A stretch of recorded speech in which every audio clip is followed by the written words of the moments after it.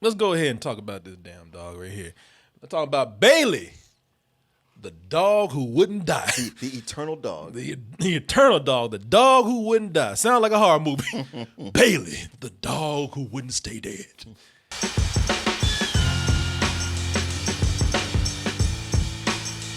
And then it happened.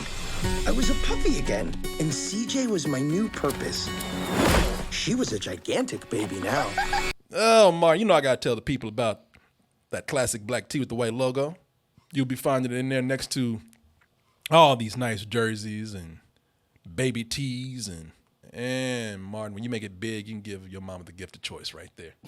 And go to doubletoasted.com and subscribe, donate, help keep everything going for us. It's because of you out there that we keep the live streams going and support this wonderful entertainment that is coming your way. I'm very proud of this poster that Dominic has done. Oh, yeah. Yeah, for the Double Toasted show in Toronto. You know, that's coming up very soon. You can go to our Eventbrite page. I'm going to straighten up that picture right there so it's positioned a little bit better. Got Kevin King on that. But we're going to be at the Adelaide Hall on May 25th. At the venue, the doors are going to open at 6, and then at 7 p.m., get ready for a full night of comedy, games, and music. This dog loved his owner so much, even the afterlife couldn't contain him. Mm-hmm. Kept coming back and kept coming back and kept coming back. It's kind of dog that make you go home and look at your own animals and be like, man, y'all ain't shit. I know when y'all die, y'all gonna go find something else. You don't care about me. Yeah, y'all ain't no Bailey. I went on after this movie. I looked at my own dogs. I was like, "F y'all, man. You a dog that won't die. You got so much love for your own. A dog like I ain't dying till you die. That'd be a hard move for your ass. Like I'm tired of coming back. I gotta destroy you now. You going with me? But if your dog keeps coming back, gotta keep making movies. More stories to tell. You know, first that dog had a purpose. Now they keep coming back. He's on a journey now, Martin, doing some Lord of the Rings shit. A dog's He's journey. Like walking across mountains. Yeah, one collar to rule them all. But this dog keeps coming back because one movie ain't gonna be enough. You gotta have at least one sequel when this dog keeps coming back to not only protect his owner, but now the offspring. Mm-hmm. And you getting old, your ass about to die. But dog's got a new purpose. Yeah, now. But your grandbaby, she look a little stupid. She gonna need me too. Yeah, look at her mama. Yeah, this child's gonna need help. Yeah, your mama's an alcoholic. You a loser. Y'all a mess. You need a little dog in your life. This is where it's coming from the first movie. Well, we had Dennis Quaid, who was the owner of Bailey, and of course Dennis Quaid went through his own journey in life. We saw him grow up as a kid with his dog Bailey, and when Bailey was gone, somehow Bailey made it back to old Mr. Quaid right there. You know, I was expecting this sequel to be about how Dennis Quaid gave his dog to a young black couple, but he kept coming back, man, until he was trying to get the dude's wife. I think the first part of this movie with Dennis Quaid, just imagine this as a prequel to Intruder. Oh, yeah. And the whole time I'm like, nah, man, I know what you all about. Yeah. Like Dennis Quaid gives his dog to a black couple, but he just takes how Bailey doing? When you go home. But it's not that sequel. It's not. No, it's not. As we said, Bailey is back. Now that his purpose has been served with his purpose has been served with his original owner, Dennis Quaid. Ethan, there you go. Now he has a new purpose in life, and like I said, it's to protect his granddaughter, this shitty offspring of y'all who needs it. Who needs it more than that? That dog was like, man, I was about to rest. Shit, Jesus was holding the door up and come right on in, and he's like, oh. Wait, that's your mama right there? Yeah. Oh my God. Okay, back on the clock. Yeah. Jesus, shut the door. Help them. Come on. I might let you in there, but goddamn, look. Let's go ahead and take a look at this. See if this dog can live up to his purpose, and we'll be back with our review. Ready? I'm ready. Go, Bailey! Bailey, you've done so much for me. When you come back the next time, take care of CJ. She needs you like I needed you. one of the things that I noticed about this that's a little bit different from the first one, there is a lot more drama in this than the first one. Well, and the reason is, you're right.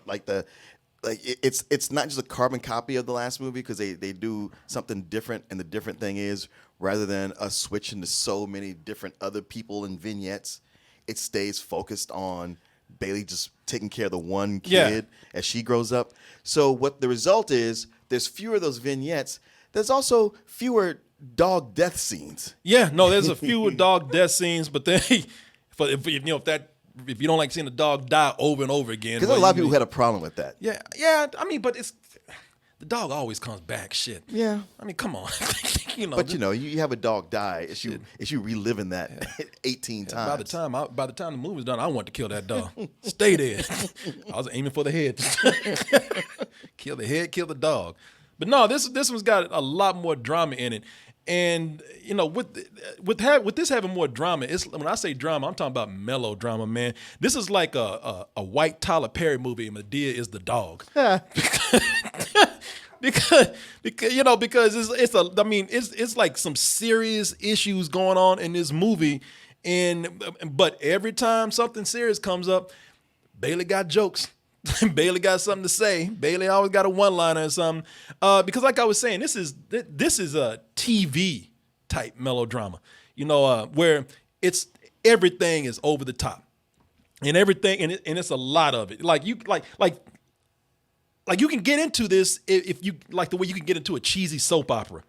There's child neglect, alcoholism, domestic abuse, cancer, and of course death. Mm-hmm. And quite a few of it, and sexual harassment. They lay it on thick in here. Attempted murder. Attempted murder going on, and every time something happens, no matter how serious it is Bailey always there to look at the camera. It's like, this is crazy, isn't it? Boy, this is wild, huh? Well, in Bailey's defense, he's a dog, so what does he know? He knows enough to try to make us laugh when some serious shit is going down. He's enough to be a fucking comedian on a sitcom. Mom, I just got attacked. Boy, that's wild, isn't it, everybody? He's like Detective Pikachu. Yeah, exactly. I've got cancer. Whoa, that's what I smelled. Shut the...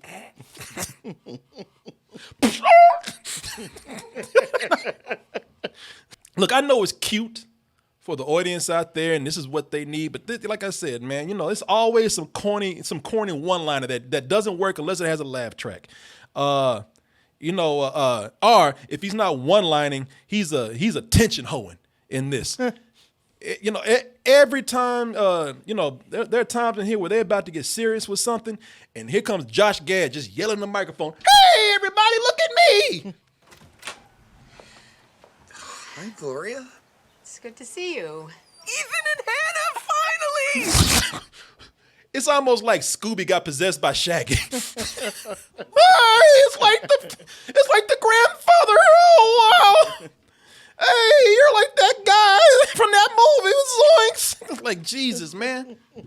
Shut the f up. You're the brother of that crazy conspiracy guy. Like, whoa. When he's not obnoxious, it's because, the dog is working. It's like, they're like the dog that you see right here, man. This dog is, like, with all the narration that's going on, this dog is pretty damn cute. It's hard not to like the dog himself. Well, hello. Or herself. Who is this? Hello? Ethan, it's me, Bailey. Is that you, Boss Dog? It's me. I feel like the movie is really about Dennis Quaid's character having a brain tumor. He's not being able to tell that different dogs are different dogs. Yeah. And he's telling, and everybody just kind of like grandpa crazy. Just let him. Did you hear the dog? He says he's protecting you. Shit, grandpa. He's my dog that I had when I was a kid. That's 40 years ago. Yeah. Grandpa on that shit again. Just don't mess with him. I'm telling you, that dog is possessed by the same soul of my dog when I was a kid, except he's looking after you. Yeah, that's great, Grandpa. I don't think so, Grandpa. Hey, he's the first complete sentences he's made in 6 months. Just let him have that. Yeah. Shit, let Grandpa get his weed again. Just leave him alone. He'll be all right. Hey, little fella, is that Bailey in there? No, that's Bailey's in you. What you been drinking, Grandpa?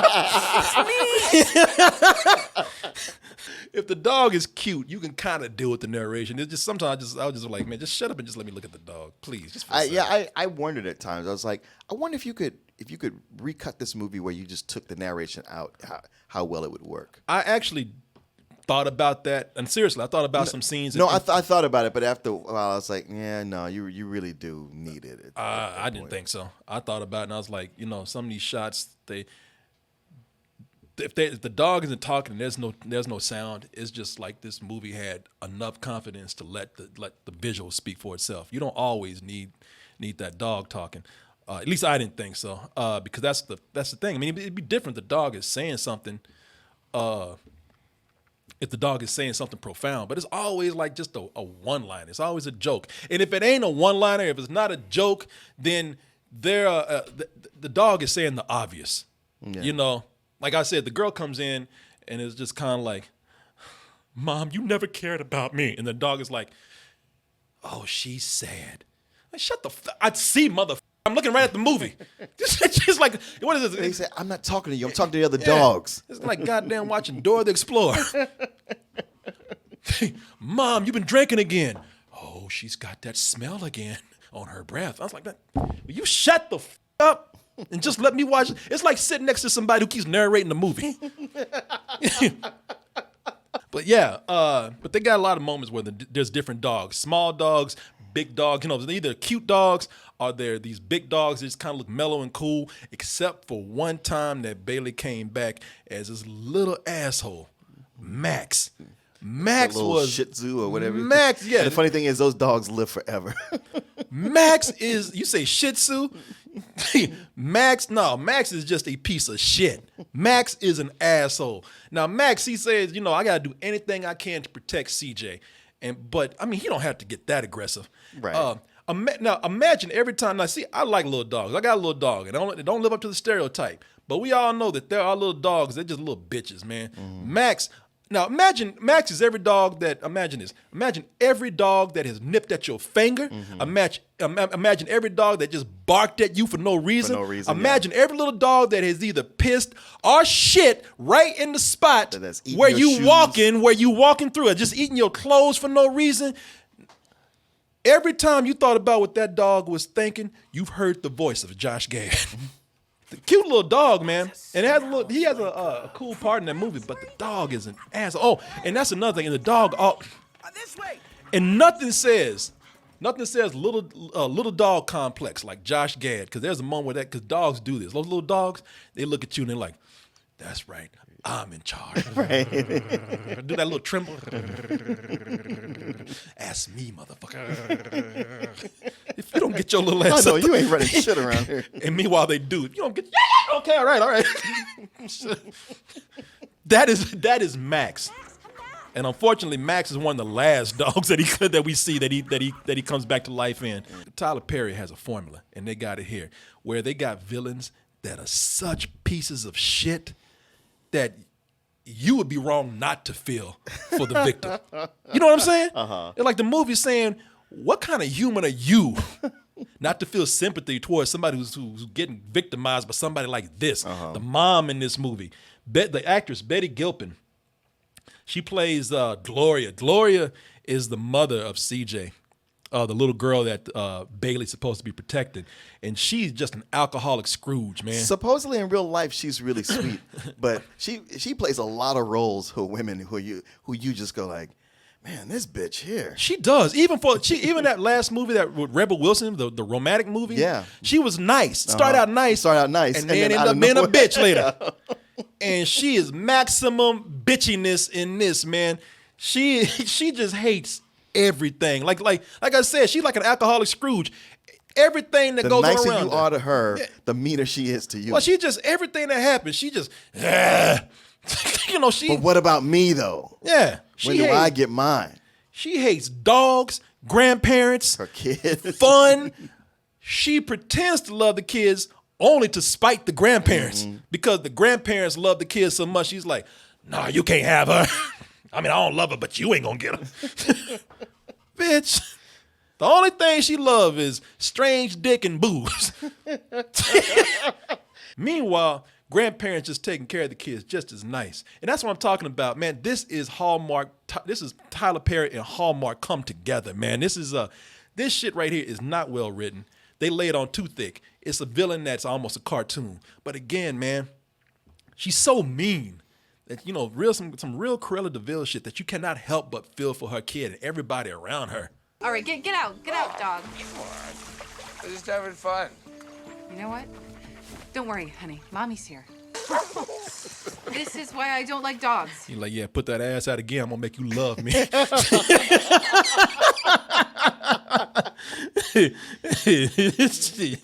you want to put it out there for me? Don't be giving them signals if you don't want me up in that ass right there. That's what you get for being a Yeah, tease. exactly. Put them cheeks up like that. Fuck you. Oh, come on. What was I supposed to do? Yeah. Next, you see Bailey getting into a police car. She was asking for it. She treats that baby so bad that that you can't help feel for her. And what's so good about it is that it wouldn't work if you didn't have good actors and actresses playing her. Like you got the young CJ, who's played by Abby Ryder Fortson, who. What was she in recently? Ant-Man. Ant-Man. Thank you. Yeah, thank you, Alan. Yeah, because I just said Ant-Man like I knew. I didn't know. Ant-Man. Oh yeah, Ant-Man. Yeah, Ant-Man. Yeah. That's right, Ant-Man. That's where she's from. That's where you saw. This is there are moments where she goes. It's because it's written so bad, but when it's done from a child, it's kind of cool because this girl does some real soap opera shit. Like mom was talking about, is that a dog? Get rid of that dog. And she's like, bitch, you want me to call the police and tell them how you neglected me Oh, for the yeah, last 3 exactly. nights? How you was out f***ing? We could do this the easy way or the hard way. And I had to make my own macaroni and cheese in the middle of a rainstorm alone. Now, whose dog is it? Mom's like, fine, I guess.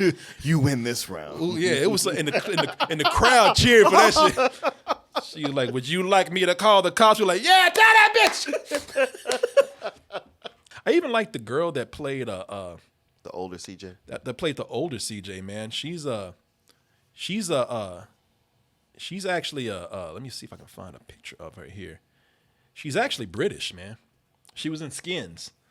Catherine Prescott. Oh, okay. Yeah, she's very good too. And I like the way the story where it wasn't sweet, man. That's one thing about these dog movies. They put in, you know, everybody's disturbed about the dog dying in the last movie because there was, you know, it was just dealing with some harsh truths of life. Yeah.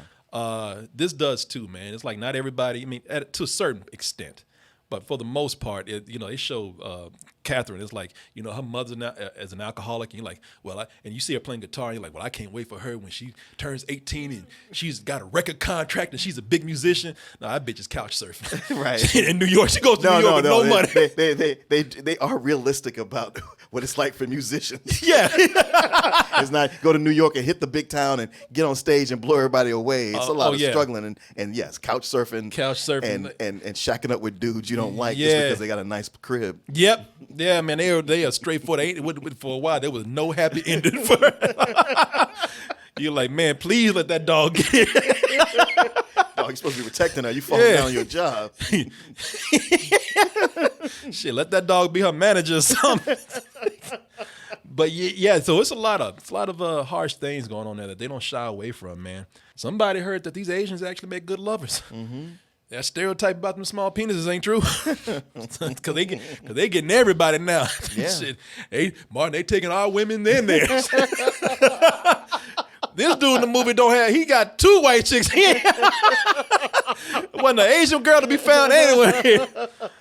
He's rich. He's living in a swank New York apartment. Oh yeah. Like you never see these guys broke down. Oh, that's another thing. They're always smart and doing well. That's what them girls said. Well, shit, they ain't that bad looking. They got money too. He's a good looking guy too. Yeah. Yeah. Henry Lau plays the love interest here. He does a good job of playing a love interest who's not an alpha male. Exactly. Yeah, he's not. And there's even a point in there where he can be, and it's like I ain't gonna play it like that. He's cool. Yeah. You know, he's cool. So, yeah, these Asians are getting it, man. Shit, I mean, back in the day, people thought we thought Bruce Lee was bringing sex in. It's like, nah, no, that's Bruce Lee. You still Asian. Get your ass back in the county. But it was a sweet love story that they have going on too. No, it is, and it's earned. And hey, man, you know, I had a chick friend zone me for golly about 12, 13 years, but I got her ass back. What did you come back as a dog? No, I married her. Oh, okay. Shit, I thought you did this to her.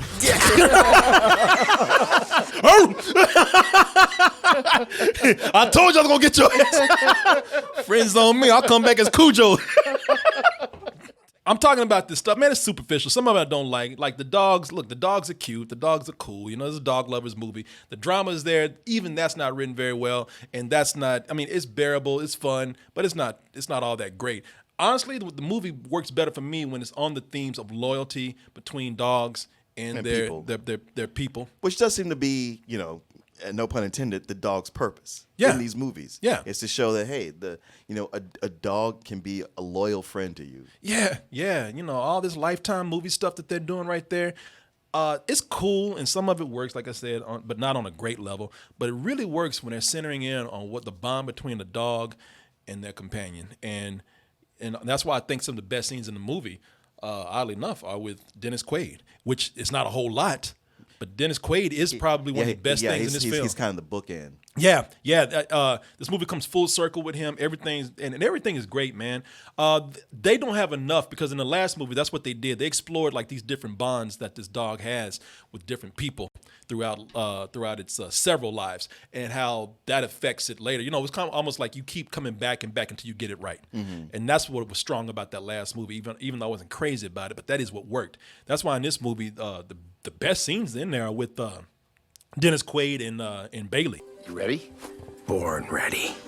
1, 2, 3. Go! Crack! Shit! He just starts humping it. Get off me!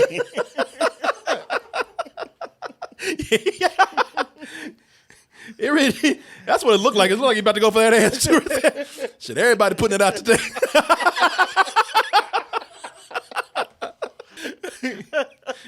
He turns around and starts strangling Bailey. I'll be back. Get off me. That ball just had to the ground. Ball's closing its eyes. I don't want to see this. The worst parts of the movie to me are when, like I said, the melodrama is okay, but then when they start having like when they have some of the most serious moments, some of the most serious problems in the movie, and when they do that, not only do they have predictable resolutions, but simplified to a point for problems that are very complicated. Cancer in this movie was treated in a very simplified and manipulative way, because there's a cancer subplot in this movie, and it's just used as a way first to just get some cheap sympathy, and then it's just used as a narrative device to bring two people together, and then all of a sudden, once it serves its purpose, then it all conveniently works out. It's even set up to like manipulate the audience a certain way. And I just like, I'm looking at this like, man, if I had cancer, I'd be like, man, fuck you. You know what? That comes later. And by the time that comes, I've acclimated to the movie. First off, everything you're saying, I agree with. That I won't dispute any of it. As a matter of fact, in the beginning, I was like, all right, this is just dog porn. This is just for people who love dogs. You're going to throw as many cute dogs and have as many cute dog moments in there because you know you got them. And yeah, all that you're saying is right, and it's not so much melodrama. It's just light drama. I will say that one thing I disagree on, where I don't think this is on the level of Tyler Perry or the Hallmark Channel, but it's more like the Freeform Channel. I mean, it's because I've seen some Hallmark movies lately, and I've been thinking like, we've been sticking that tag on a lot of things, but those Hallmark movies are actually a lot worse than we think they are. And a lot of this feels like a really well-produced faith-based movie. It was just that when you talk about the cancer thing, that comes so much later after they've done that with so many different things by this point. I was like, all right, I think I get it. This movie is just, it's not trying to hit hard with that drama. It's always trying to come back to the dog. I mean, we have a story we're following, not a bunch of different stories this time. We're staying on track and going with it. And I was like, you know what, man? I reluctantly have to admit that I'm enjoying this. Just for what, just it's sweet, mellow nature. It's not going too deep, and it's not. I was like, I'm okay with that. I can't see somebody seeing this movie and not having the urge to want to go home and hug their dog. I know you wanted to. You came and you did the show because that's your priorities. But you can't say it didn't make you want to hug your dog. I want to hug my dog anyway. You know, I saw Avengers and went home and hugged my dog. Dog ain't got nothing to do with it. No, no. You know what? You're right. No, you're exactly right. I mean, when you look at the agenda of this movie, because it's not to get deep into the drama. It's to have enough there to make the audience feel something. Yeah, and I agree with you because I know the whole time I was watching, I was saying that. I was like, this is what people who watch this are gonna want to go home and be with their dogs. Yeah. And I did. I wanted to go home and be with my dogs after this. Yeah, and it's less dog, less. It's not so much of a dog snuff film as the last one was, and I really like what they did with Dog Heaven. How it just kind of came on in a way that wasn't overbearing, and I was like, this is really kind of nice. I really thought I was ready to roll my eyes, and I did some. And not gonna lie, it's not a great movie as you've very confidently brought up. But I was like, that's all right. Yeah, what'd you give it? I give it a low matinee. Low matinee. Yeah, I'm probably close to you. I was gonna give this a good rental.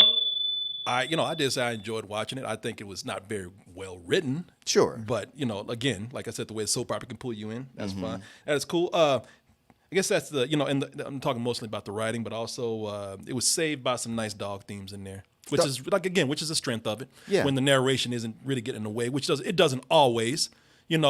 Josh Gad is great when he's not giving the dialogue, the funny dialogue that they're giving him to read. There are moments where he can be like, because there are moments when he will just sit back and just narrate it. And it's sad too. He's like, yeah, well, and then it was just time for me to go. Yeah, and that's like, this time he's like, I knew I wasn't gonna make it out of this one. As time went on, I got older, and then one day, I just had to leave old Joe.